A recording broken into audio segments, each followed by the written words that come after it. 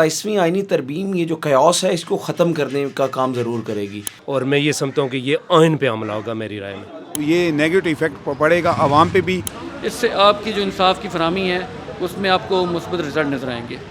ये खुशाइंद एक अमल है गवर्नमेंट का और ये होना चाहिए।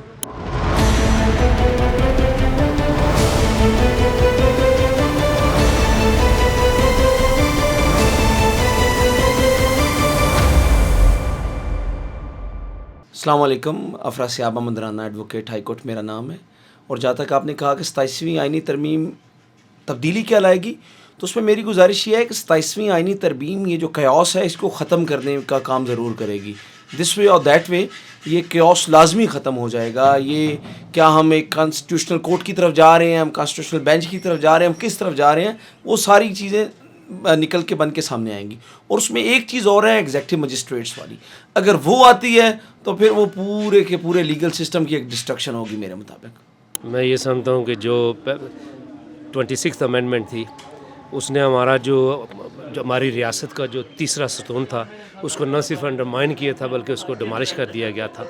और अब मैं ये समझता हूँ कि ये बिल्कुल हमारा जो 27th अमेंडमेंट, चूँकि उसके पूरे कंटेंट्स हमारे पास आए नहीं है, इस तरह से हम कमेंट नहीं कर सकते, लेकिन लगता ये है कि जो आपका 1973 का जो एक्ट है उससे मैं समझता हूँ कि हम डिविएट करने जा रहे हैं। और मैं ये समझता हूँ कि ये आइन पे हमला होगा मेरी राय में। लेकिन 27 आइनी तरमीम अभी हमारे सामने तो उसके शिकें नहीं आई, लेकिन जो हम सुन रहे हैं मीडिया के उसमें यह है कि जो पावर्स हैं वो एग्जीक्यूटिव मजिस्ट्रेट को दे रहे हैं। अब एग्जीक्यूटिव मजिस्ट्रेट जो होते हैं वो चूँकि उनको लॉ नोइंग इस तरह नहीं होते तो आवाम पे वो बोझ होते हैं। तो अगर वो पावर्स वगैरह इस तरह दे रहे हैं तो ये नेगेटिव इफेक्ट पड़ेगा आवाम पे भी और 27वीं आइनी तरमीम भी। तो बहुत सी शिकें जो हमारे सामने आ रही हैं उसमें जो है तो कुछ पावर्स ऐसी हैं जो आवाम के अगेंस्ट होंगी, न कि आवाम के भले के लिए होंगी। आइनी तरमीम अभी आने वाली है, ठीक है, उसके बाद वो पार्लियामेंट बैठेगी, उसके बाद वो देखते हैं कि मंजूर होती है कि नहीं होती है। उसमें हमारे से रिलेटेड जो चीज़ है वो है जजेस की ट्रांसफ़र। तो हमारा तो शुरू से ही बल्कि काफ़ी सालों से ये बातचीत चल रही है कि जजेस की ट्रांसफ़र होनी चाहिए। इससे आपकी जो इंसाफ की फरहमी है उसमें आपको मुस्बत रिजल्ट नज़र आएंगे। अच्छा, जो आप 27वीं तरमीम के हवाले से बात कर रहे हैं उसमें जो सबसे खुशाइंद बात है वो जजेस की रोटेशन के हवाले से है।